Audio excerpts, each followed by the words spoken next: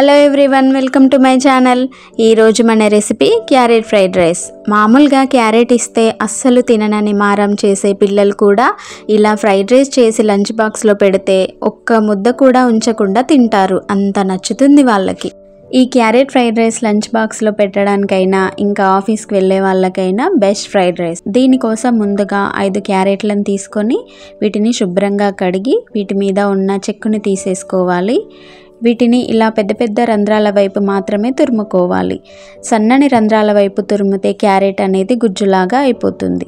చూడండి, క్యారెట్ తురుము అనేది ఇలా ఉంటే సరిపోతుంది. నేను ఇక్కడ ఒక గిన్నెలో 2 కప్పుల వేడన్నం తీసుకుంటున్నాను. దీనిని ఇలా గరిటెతో కలుపుతూ చల్లారబెట్టుకోవాలి. ఒకవేళ మీ దగ్గర నైట్ మిగిలిపోయిన అన్నం కానీ ఉంటే దాంతో అయినా చేసుకోవచ్చు, కాకపోతే అది పొడి పొడిగా ఉండేలాగా చూసుకుంటే సరిపోతుంది. ఇప్పుడు స్టవ్ మీద ఒక కడాయిని పెట్టుకొని దానిలో 2 టేబుల్ స్పూన్ల వరకు ఆయిల్ వేసుకోవాలి. ఆయిల్ వేడయ్యాక దీంట్లో 1 టీ స్పూన్ జీలకర్ర, 4 లవంగాలు, 1 అనాస పువ్వు, 1 బిర్యానీ ఆకు వేసి ఇవి వేగాక 2 పచ్చిమిర్చిని ఇలా చిన్నగా కట్ చేసుకొని వేసుకోవాలి.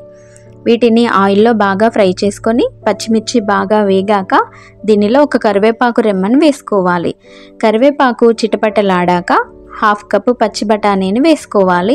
దీనిలో పచ్చి బఠానీ వేయడం వల్ల రైస్ తినేటప్పుడు చాలా బాగుంటుంది. ఈ బఠానీ ఆయిల్లో బాగా ఫ్రై చేసుకున్న తర్వాత దీనిలో మనం ముందుగా తురుముకున్న క్యారెట్ని వేసుకోవాలి.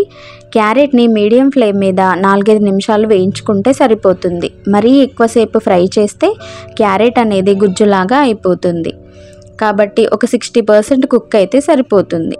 క్యారెట్లో ఎక్కువ శాతం నీరే ఉంటుంది కాబట్టి మనకి తొందరగానే ఉడికిపోతుంది, ఎక్కువ సమయం ఏం పట్టదు. ఇప్పుడు దీంట్లో రుచికి సరిపడా ఉప్పు వేసి ఒకసారి గరిటెతో బాగా కలుపుకోవాలి. చూడండి, క్యారెట్ అనేది ఈ మాత్రం మగ్గిపోతే సరిపోతుంది. ఇప్పుడు ఇందులో మనం ముందుగా చల్లారబెట్టుకున్న అన్నాన్ని వేసి లో ఫ్లేమ్ మీద బాగా కలుపుకోవాలి. అన్నానికి క్యారెట్ తురుము బాగా పట్టేలాగా గరిటెతో బాగా కలుపుకోవాలి. క్యారెట్ రైస్లో ఎప్పుడైనా క్యారెట్ తురుము అనేది ఎక్కువగానే వేసుకోవాలి, అప్పుడే మనకి క్యారెట్ ఫ్లేవర్ అనేది బాగా తెలుస్తుంది. నేను ఇక్కడ రెగ్యులర్గా ఇంట్లో వాడే రైస్ని తీసుకున్నాను. మీరు కావాలంటే దీని ప్లేస్లో బాస్మతి రైస్నైనా తీసుకోండి. అన్నము ముద్దలుగా లేకుండా ఇలా పొడి పొడిగా అయ్యేలాగా గరిటెతో బాగా కలుపుకోవాలి. ఇప్పుడు చిన్నగా కట్ చేసిన ఉల్లికాడల్ని వేసుకొని ఒకసారి బాగా కలుపుకోవాలి. చూడండి, రైస్ ఎంత కలర్ఫుల్గా ఉందో.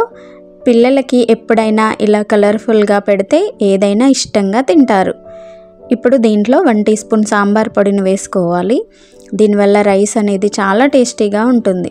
క్యారెట్ రైస్కి అసలైన టేస్ట్ ఈ సాంబార్ పొడితోటే వస్తుంది. మీ దగ్గర సాంబార్ పొడి అవైలబుల్గా లేకపోతే దీని ప్లేస్లో మిరియాల పొడినైనా వేసుకోవచ్చు. ఇప్పుడు ఒకసారి అన్నం అంతా బాగా కలిసేలాగా కలుపుకొని దీంట్లో చివరగా 1 టీ స్పూన్ ధనియాల పొడిని వేసుకోవాలి. పులుపు కోసం అరచెక్క నిమ్మరసం వేసుకొని చివరగా చిన్నగా కట్ చేసిన కొత్తిమీర వేసుకుంటే మన హెల్దీ క్యారెట్ రైస్ రెడీ అయిపోయింది. కేవలం 10 నిమిషాల్లో ఈజీగా లంచ్ బాక్స్లోకైనా లేదంటే బ్రేక్ఫాస్ట్లోకైనా రెడీ చేసుకోవచ్చు.